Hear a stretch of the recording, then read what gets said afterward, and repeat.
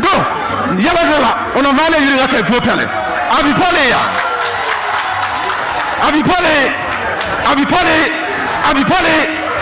you are Lola. Abipole,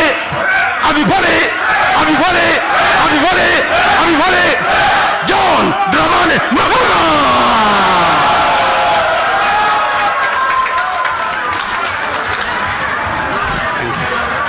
To Tinagara in Mitor, the time number chibi. Tinambore Tingwa Lanchana, Tinambore Wechiau na Kaum Timbi Upu Kako Kote welcome address, Upoto of Pelacha Timbi Chow. So Wechiau na welcome address. Jabi Kanian or Babara, I could have welcome address.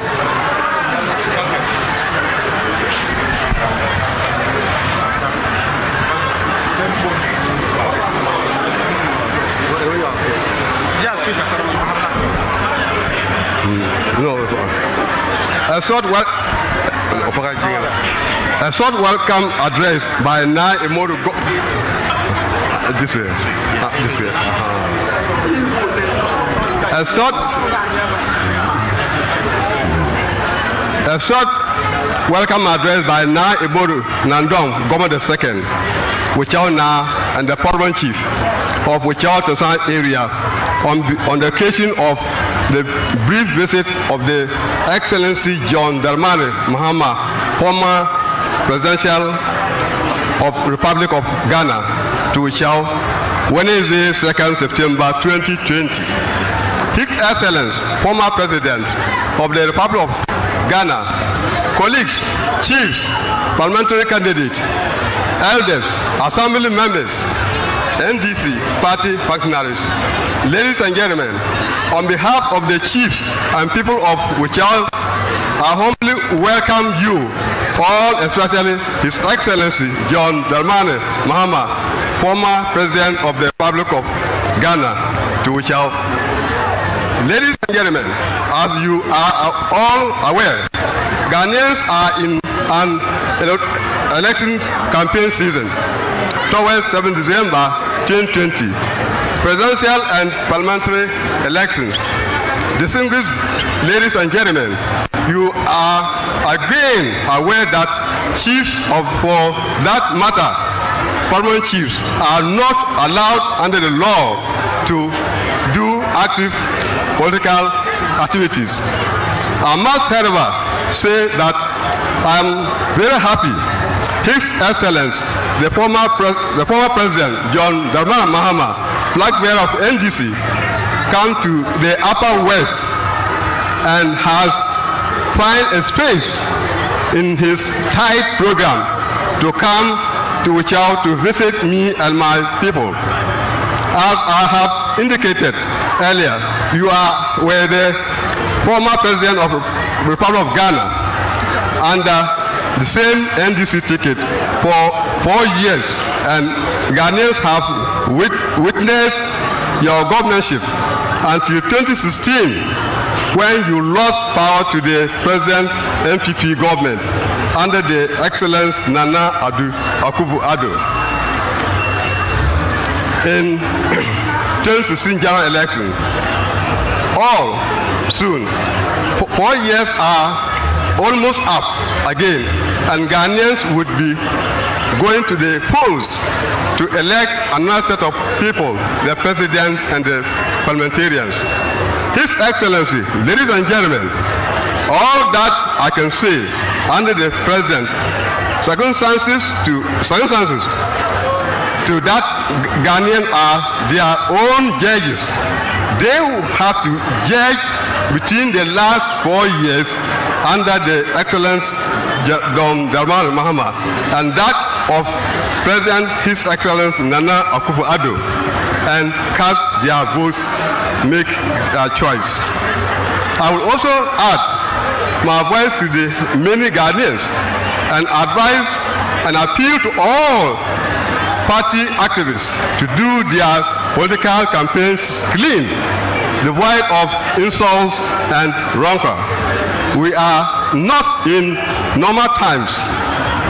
Every life is important, and we need everybody to leave and vote and 7th December 2020. Again, I welcome you to Wechiau and wish you a successful tour of the region. Finally, I wish you a success in the 7th December 2020. And I'm appealing to you, by the grace of God, when you win, we are appealing for nursing training college or training college. Roads from Wa to Wechiau and through last year is bad. District hospital and upgrade senior high school. And then we need you to build a bridge across the Black Water, which we are linking with Cote d'Ivoire. Thank you. Thank you very much. Barka Yagaya. Barka.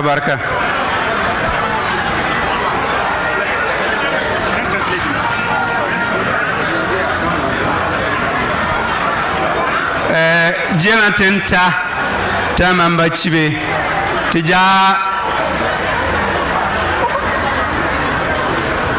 welcome His Excellency the President of the Republic of Ghana, His Excellency John Dramani Mahama, to give us his brief keynote address.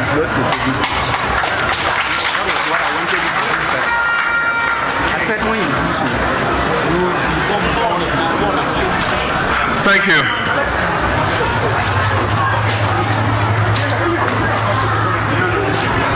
Amba Wechiau na elders of Wechiau. This is not the first time I'm visiting this palace, and every time I've come, I've been received very warmly, like one of your own sons, and I want to thank you very much for that. I want to express my appreciation to all the people of Wild West for coming out in your numbers during the registration exercise to register so that you can exercise your franchise come 7th December 2020. I'd like to remind you too that soon the voters register will be exhibited.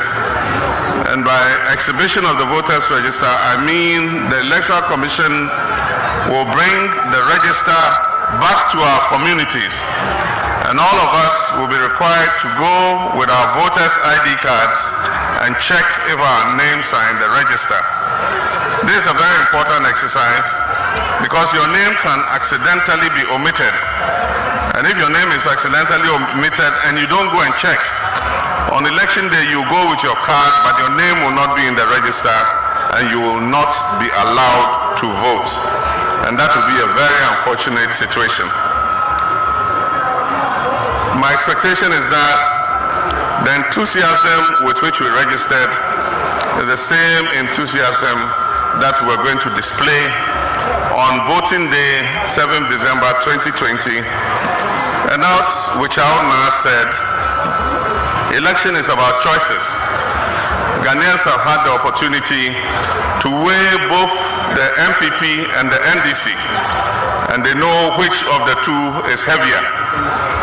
We lived in this country under the NDC administration, and we have lived in this country over the last 4 years under the MPP administration.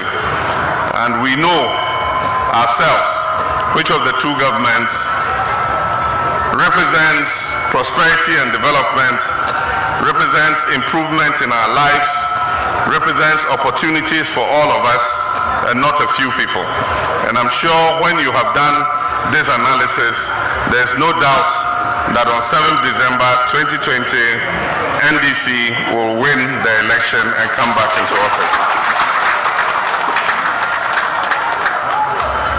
Normally when it's getting to time to elections, that is the time when politicians come with promises. And often the mantra is that just promise anything After all, it's the political power that is important.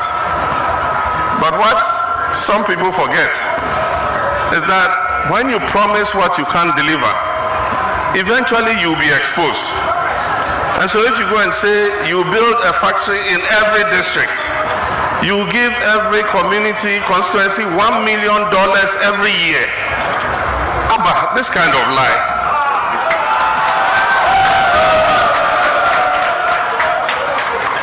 The day will come when you'll be exposed. And so people are going to come with false promises again. But when they do that, what they do is they shake the faith of our people in our democratic system. And that is why today you hear people say, I won't vote because I don't trust politicians. But in all this I say, we know those who make false promises. In NDC, we don't say what we can't do. When we come, we make specific promises that we know are achievable. And we don't only achieve those promises, we do more than the promises that we delivered. And so we know those who make false promises, and they've been exposed. And so we must be wary of them again when they come giving those false promises. We have a song that says, first fool no be fool, but second fool naive be fool. If somebody fools you the first time, you're not a fool because you didn't know. But if the same person comes back and fools you a second time, then you are really a fool. And are we going to allow ourselves to be fools? And so this time, Ghanaians are discerning. When you make false promises, Ghanaians can tell that what you're saying is not true. And so we will promise what we can deliver. And Ghanaians have seen NDC in government. If you look at Upper West region, from electricity to water, to schools, to hospitals, to roads, everything in this region is delivered under an NDC administration.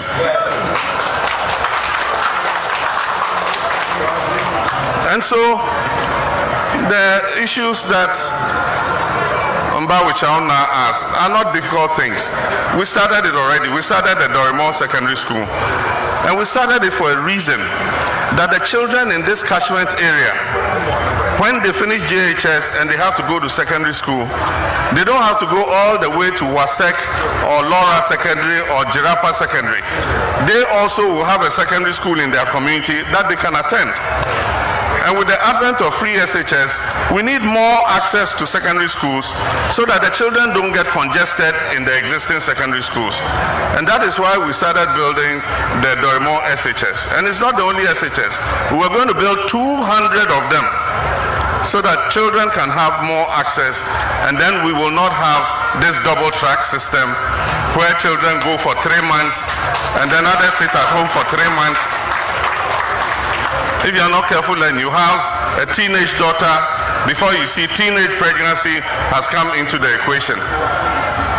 And the boys too, if they stay at home for too long and they fall into bad company, before you see they are taking tramadol, tramol and other things like that.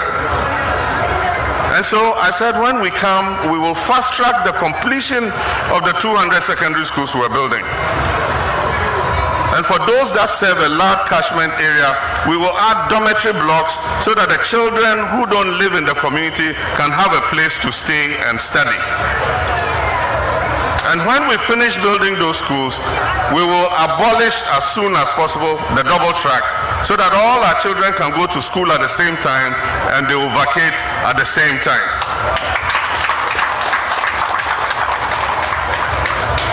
But more important than all that is the issue of jobs. If you take people under 35 years and below, they constitute 60% of Ghana's population. And yet, from all levels of school, JHS, SHS, tertiary, university, our children come out and they can't find jobs to do. In my first administration, my focus was on infrastructure, building hospitals, schools, roads, electricity, water.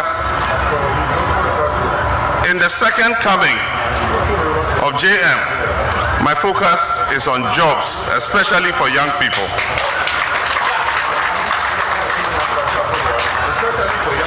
Especially for young people.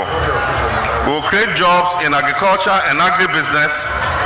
Those who want to farm, we will help them with small equipment so that it will make farming easy. Our young people don't want to go to farm and use hoe and cutlass to till the land. But if you plow for him, you provide him with spraying services, he will be happy to farm. They don't want to do the back-breaking work that our fathers and forefathers used to do. And so if we provide them with small equipment that makes farming easier, how many young people will want to go and farm and make money for themselves? And so we're going to modernize agriculture by making sure that young people who want to go into agriculture are provided with the kind of equipment they need to make agriculture less laborsome. And so those are some of the issues we'll look at. We will employ young people to plant trees. Our environment is getting spoiled. We're burning charcoal all over the place, cutting down the trees. But how many trees are we planting to replace them? And so we'll employ young people to not only plant trees, to grow trees. They will plant the trees during the dry season. They will go and make sure the trees are doing well. They will water the trees so that the trees will prevail and grow. We will employ young people in construction. I've talked about the big push. We're going to invest $10 billion over 5 years in providing infrastructure, roads, electricity, water, schools, hospitals. And in all that construction that will take place, for young people who are carpenters, masons, truck operators, excavator and bulldozer operators, steel benders, they will find work to do in the construction industry. We will find work for young people in agribusiness. Young people can buy granules, raw granules, and process the granules, package them, and send them to the markets in Accra, Kumasi for sale. Young people can process beans into bean powder, can process corn powder, cassava flour. I mean, there's so many things. If you give them small equipment, they can set up agribusiness firms and process our agricultural products for the market. And so we're going to invest in all this so that our people can find jobs to do. And those who don't have skills, we will let them go and acquire skills. And so we'll build technical vocational training centers in the districts, so that those who want to go and learn skills, hairdressing, dressmaking, carpentry, masonry, auto mechanic, they can go to these centers and go and learn. And government will sponsor it free of charge to the students. But the good thing is, when they have finished, they will not only get a certificate. If you did hairdressing and you're leaving, just as we did under Less Debt, we will give you dryers and rollers and the things that you need to go and start your work. If you learn auto mechanics, we'll give you a tools box with all the spanners and the tools that you need to go and start your work. So that we can invest in our young people in order that they can create prosperity for this country, because it's small and medium enterprises that make a country. There is one thing that is important to every society, and that is security and safety. Under the NDC administration, this country was more safe and more secure than it is today. Today, every day there's an armed robbery somewhere. Our people are not safe. Our mothers, when they go to the market days and they're coming, they stop them, they take their mobile phones from them, they take their money from them and all their valuables. The little capital that they have that they are trading with is taken away from them. And so they come and sit back in their poverty. NDC will make this country safe again. We will fight the armed robbers. We will fight and eliminate the armed robbers. I mean, look at Wild West. A district like this. has only 26 policemen. Only 26 policemen. And that is why the armed robbers do what they want and get away with it. Because by the time you mobilize the police to go to the scene of an armed robbery, they are gone long ago. So we increase the number of police stations, we increase the number of police officers, we will give them vehicles and equipment, arm them with ammunition and guns so that they can fight the armed robbers and eliminate them for us.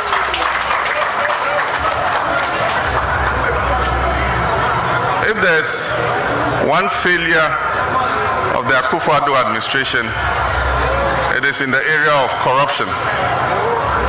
This government has failed totally in the fight against corruption. Now corruption happens with impunity. And the president himself has become the clearinghouse for corruption. Because a lot of those indulging in it are his friends, his colleagues, his family. And so he can't take any action against them. Of all the numerous cases of corruption that have been cited, tell me how many he has investigated or prosecuted. None. And that's part of the tragedy. Because corruption robs us of the essential resources we need to put development and prosperity in for the people. And so, like I've said, NDC will take the fight against corruption to a whole new level. We're going to investigate and prosecute not only people who have been corrupt in this present administration, but if you serve in my government in the future and you engage in corruption, I'm sorry, the law will deal with you. That one has nothing to do with me. We will let the law take its course. Unfortunately, in this present circumstance, the anti-corruption agency's hands have been tied. And those who have been bold to fight against corruption, the government rather fights against them. There's the case of the Auditor General, Domelevo, strong anti-corruption crusader, doing his work very vociferously and zealously. All of a sudden, he gets a letter from the president. He says, you have accumulated leave of 100 and something days. Go on leave. And he says, okay, I'll go on leave and come. The man goes on leave, and they go and change the locks to his office. If you work in a place and they ask you to go on leave, and you go on leave, and they go and change the locks, what does it mean? It means they know that you are not coming back. And that's exactly what government intends. They don't want Domelevo back. And so we'll take the fight against corruption to a whole new level. The tragedy of this government is that they have borrowed so much and received so much resources, and yet there's nothing to show for it. After borrowing almost 140 billion Ghana cedis in 3.5 years, 140 billion Ghana cedis. Show me one single secondary school or a hospital or roads or electricity or water. This government has added only 1% to electricity access. They came and met electricity access at 84%, and they've moved it to 85%. 1% in 4 years after 140 billion. They say I borrowed 54 billion when I was president over 4 years. And yet everywhere you go in this country, you will see development projects that 54 billion was used to execute. Recently, they came with something they call a delivery tracker to show all the development they had done in the country. In our green book, we don't have toilets because toilets and things are the job of the district assemblies. There are some projects that are the responsibility of district assemblies. And so we show the schools, we show the water, we show the CHIPS compounds, we show the highways, the interchanges, the airports, the harbors. And that green book, if you go through it, there's not one single project, if you go to the site, that project is not there. And yet this delivery tracker, when they put it up, almost every district will find projects that don't exist. say a project is ongoing and it is not. Dorimon School, is it ongoing? Yet in Dr. Baumia's tracker, the MPP's tracker, they say Dorimon's Community Day Senior High School ongoing. That project has been standing there since 2017 after JM left office. Not a single thing has been done to that school again, and yet they say it's ongoing. We will come and complete it, no problem, so that our children can go to school. And so I want to thank you, Wechiau, and to introduce our parliamentary candidate to you. He's the one who is officially standing for the NDC in this constituency. All the things you asked, the bridges, the completion of the school, and all the other things you asked, I'll have to work with him to be able to deliver them to you. And so when you vote for JM, you also vote for Peter Tobu, so that I'll work with him in Parliament to be able to achieve what you have requested. I've taken note about your request for the bridge over the Black Water. It is an important project that will open up this part of the region so that we can have some international trade between that part of Burkina Faso and Ghana. It is not only Wechiau that requires it. My own constituency, Bole, also wants a bridge over the Black Water to link Bona in Côte d'Ivoire. And so we'll look at the two bridges. We'll look at building the two bridges so that we can have easy access between us and our neighbors and promote international trade. So I'll raise his hand so that you know that officially he is the candidate that NDC is fielding in this constituency. Everybody knows him.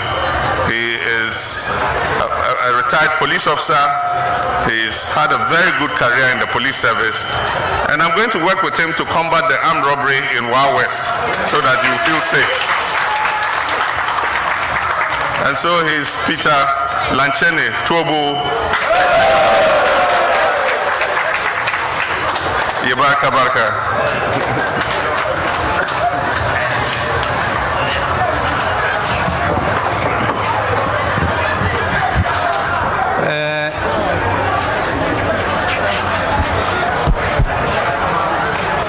Te Jonathan ta te toro na puin dendenge che sen te kare bla